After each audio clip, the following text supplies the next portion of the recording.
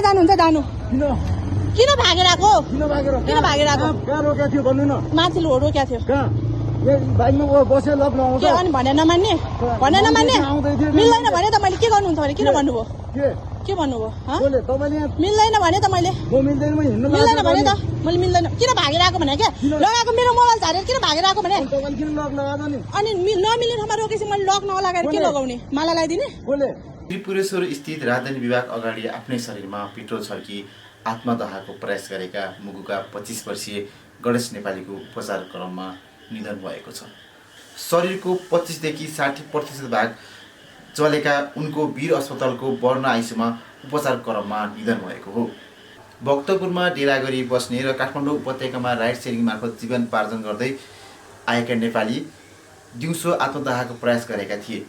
3 लाख रुपियाँको मोटरसाइकल ऋण तिर्न सङ्घर्ष गरिरहेका उनलाई राजधानी विभाग अगाडि पार्किङको विषयमा काठमाडौँ महानगरपालिकाका नगर प्रहरीहरूसँग विवाद भएको थियो।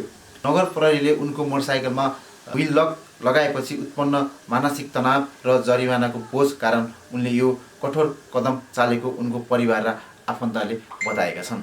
यो दुःखद घटनालाई लिएर सामाजिक सञ्जालमा सर्वसाधारणको आक्रोश चुलेको छ भने संसद प्रतिनिधि सभा राष्ट्रिय सभामा समेत यो विषयले उग्र रूप लिएको छ।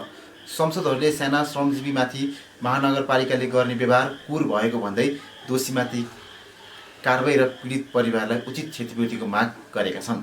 घटनाको चौतर्फी विरोध भएपछि सरकारले यसको निष्पक्ष छानबिनका लागि नेपाल प्रहरीका डिआइजी गोविन्द थपलियाको नेतृत्वमा 5 सदस्यीय छानबिन समिति गठन गरेको छ। घटनाको अनुसन्धानको लागि प्रहरीले काठमाडौँ महानगरपालिकाका 3 जना नगर प्रहरीलाई नियन्त्रणमा लिएको छ। उनीहरूमाथि नेपालीले आत्मदाह गर्न बाध्य पारेको वा दुरुत्साहन गरेको सम्बन्धमा सोधपुछ र अनुसन्धान भइरहेको प्रहरीविद कालीमाटीले जनाएको छ।